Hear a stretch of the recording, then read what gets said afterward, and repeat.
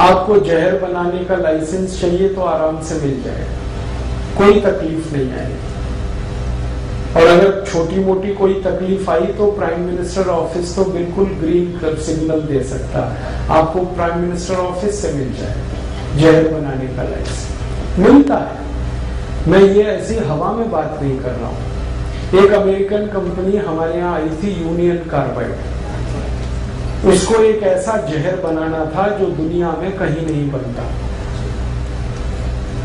वो pesticide insecticide के लिए इस्तेमाल करना, उसका नाम उन्होंने रखा था 77777, ब्रांड नेम था। वो एक कीड़े मारने की दवा थी, वो अमेरिका में बनी, यूरोप में बन, कहीं बनती नहीं, बिकती नहीं। उसको बनाने का लाइसेंस उनको भारत में मिल गया।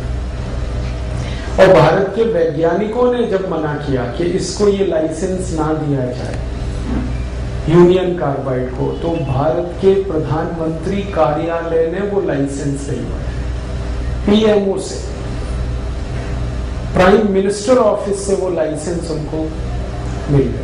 अब जब पीएमओ कह देगा तो नीचे के तो सारे लोग ऊपर से दंडवत करने लगेंगे, पीएमओ से ऊंचा कौन है इस देश। तो प्राइम मिनिस्टर कार्यालय ने कहा कि नहीं, लाइसेंस तो देना है इनको, किसी भी कीमत पे देना है, भले ये जहर बनाए बेचें तो भी देना। ले लिया उन्होंने लाइसेंस, और क्या किया होगा उसके लिए वो आप अच्छे से जानते हैं। हमारे देश में लाइसेंस लेने के लिए क्या क्या करना, वो लाइसेंस मिला उनको, और उस लाइसेंस के आधार पर उन्होंने वो जहर बनाने का कारखाना भोपाल में लगाया और भरी बस्ती में लगाया, लोगों के बीच में जहां लोग रहते हैं। हमारे यहाँ सामान्य रूप से ये कानून है कि ऐसे लाइसेंस के आधार पर लगने वाले कारखाने शहर के बाहर लगाए जाते हैं, लेकिन भोपाल की घनी बस्ती में वो कारखाना लगा और फिर 1984 में वहां वो सब हुआ।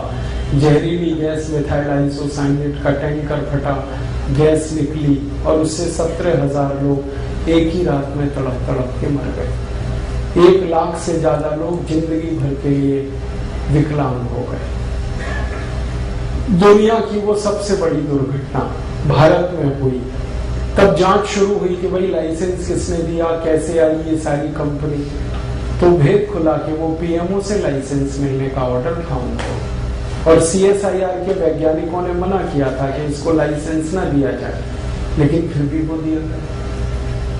और दुर्घटना हुई, वो सारे देश ने देखा, आपने भी देखा, और उस दुर्घटना के लिए जो जिम्मेदार अधिकारी था वॉरेन एंडरसन, उसको भारत सरकार के चार्टर्ड प्लेन में बिठाकर इस देश से भगा दिया गया। Warren Anderson,